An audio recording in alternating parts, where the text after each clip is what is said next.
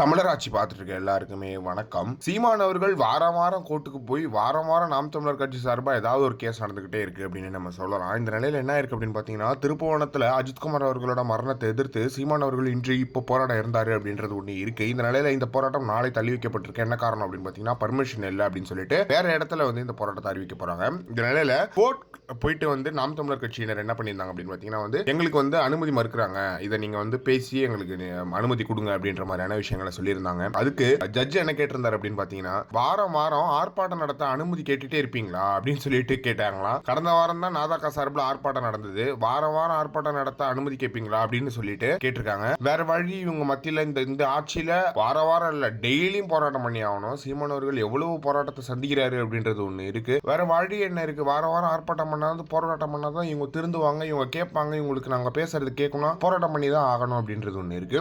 நீதிபதி எப்படியான கேள்விகளை கேட்க வைக்கிறது இந்த திமுக அரசு அப்படின்றது ஒண்ணு இருக்கு. ஏன்னா அவ்வளவு பிரச்சனைகள் இருக்கு. வார வாரம் போராட்டம் நடத்துறதுக்கு பர்மிஷன் கொடுக்கறதுக்கு அப்ப பிரச்சனைகள் வந்துகிட்டே இருக்கு இல்லையா? இப்போ கடலூர்ல ஒரு ட்ரெயின் ஆக்சிடென்ட் நடந்தது, ஒரு குழந்தைங்க கிட்டத்தட்ட 3 குழந்தைங்க இறந்து போயிட்டாங்க அப்படின்னு கேட்கும்போது மனசுலாம் பதபதைக்குது. இதுல தூங்கிட்டு இருந்தாரு உள்ள அந்த ட்ரெயின் ஆபரேட்டர், அந்த லிவர் புல் பண்ணாம தூங்கிட்டு இருந்தாரு அப்படின்ற மாதிரி சொல்லப்படுது. அது மட்டும் இல்லாம ஒரு ஹிந்திக்காரர் அப்படின்னு சொல்லிட்டு அங்க இருக்கிற மக்கள்லாம் கம்ப்ளைண்ட் பண்றாங்க. இதெல்லாம் மாத்துறதுக்கு உங்களுக்கு என்ன இல்ல அப்படின்றது தெரியல. ஆனா தமிழ் தேசியம்னு பேசினா சண்டைக்கு வருவாங்க அப்படின்றதுல எந்த ஒரு மாற்றமே கிடையாது. இதை பத்தி என்ன நினைக்கிறீங்க அப்படின்றத மறக்காம கமெண்ட் பாக்ஸ்ல சொல்லுங்க.